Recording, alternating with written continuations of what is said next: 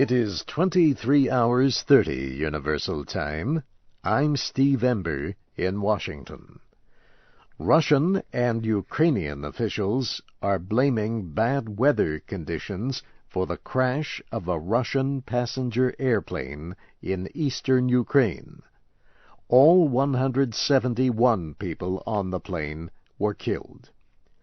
Officials say the plane was flying to St. Petersburg from the Black Sea town of Anapa when it disappeared from radar Tuesday. Russian government lawyers have ordered an investigation of the accident. The plane's crew sent out 4 emergency messages before the plane crashed and burned. Iran says it is ready for what it calls serious negotiations on its nuclear program. On Tuesday, the Iranian government gave its official answer to a plan aimed at easing international concerns about the Iranian nuclear program. Iranian negotiator Ali Larijani gave an official document explaining Iran's answer to diplomats representing the 5 permanent members of the UN Security Council and Germany. Details of the Iranian answer were not immediately announced, but Iranian officials say they are ready to enter serious negotiations over the nuclear issue.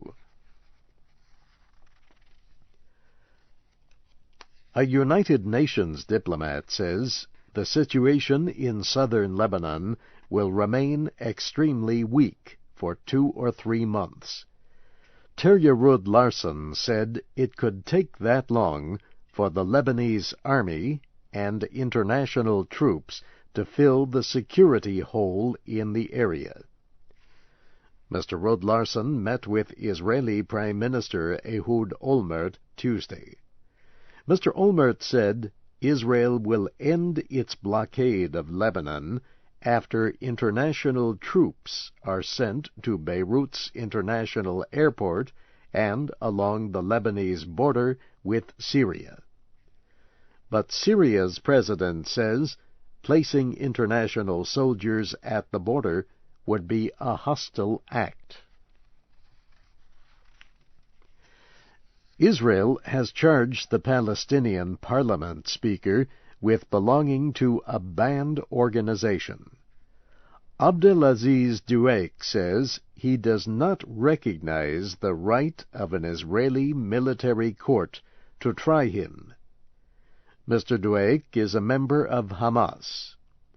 The group won Palestinian elections earlier this year.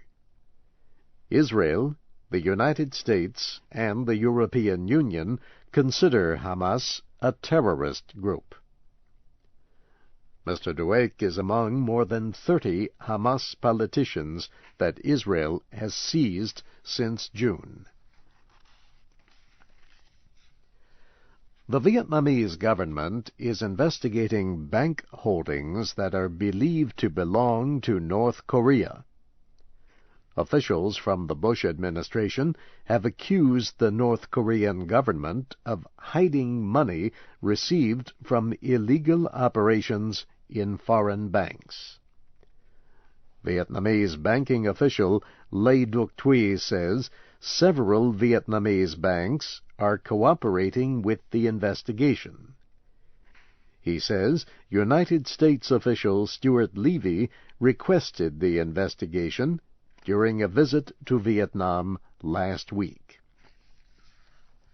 American officials say North Korea receives a large amount of its foreign money from activities such as selling missile technology and illegal drugs.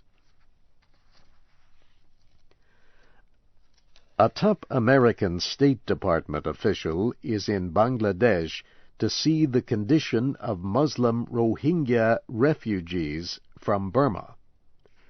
The Associated Press news agency reports American official Ellen Sauerbrey as saying the United States is concerned about the living conditions of the refugees. More than 250,000 Burmese Rohingyas fled across the border to Bangladesh in the early 1990s. The Bangladeshi government has returned almost all the refugees to Burma. However, 21,000 Rohingyas are living in poor conditions at 2 camps in Bangladesh. A State Department official says Ms. Sauerbrey is scheduled to visit both Rohingya camps. You are listening to the news in VOA Special English. Afghan officials say a car filled with explosives struck vehicles carrying NATO soldiers in southern Afghanistan Tuesday. 4 soldiers and an Afghan civilian were wounded. A spokesman for the alliance said the attack took place in Kandahar city. Also Tuesday, Afghan and American-led coalition forces say they killed 9 suspected Taliban rebels in the nearby province of Helmand. An American commander says the level of violence in Baghdad has fallen during the month of August. Major General William Caldwell spoke to reporters in Baghdad Tuesday. He also says United States and Iraqi forces have captured more than 100 suspected terrorists in the past week. In other news, an Iraqi Kurd spoke in Baghdad at the trial of former Iraqi leader Saddam Hussein. He described how military airplanes dropped poison gas on his village, blinding people and causing many to become sick. Saddam Hussein is accused of killing many ethnic Kurds as part of a military operation in 1987 and 1988. Government lawyers say 180,000 Kurds died in the campaign. The assistant commander of international forces in Iraq has denied that a civil war is developing in the country. British Lieutenant General Robert Fry spoke at the headquarters of the United States Defense Department near Washington. General Fry said the situation in Iraq is different from civil wars in the former Yugoslavia and parts of Africa. He said the conflict is similar to the conflict between Roman Catholics and Protestants in Northern Ireland. And officials from the United Nations say they have secured a truce between supporters of the 2 main presidential candidates in the Democratic Republic of Congo. The UN says both sides have agreed to withdraw their forces from the center of the capital, Kinshasa, and return to their bases. International peacekeeping troops are now in the area. The fighting began Sunday when Congolese officials announced that neither man won a majority of votes in the recent presidential election. At least 5 people died in the violence.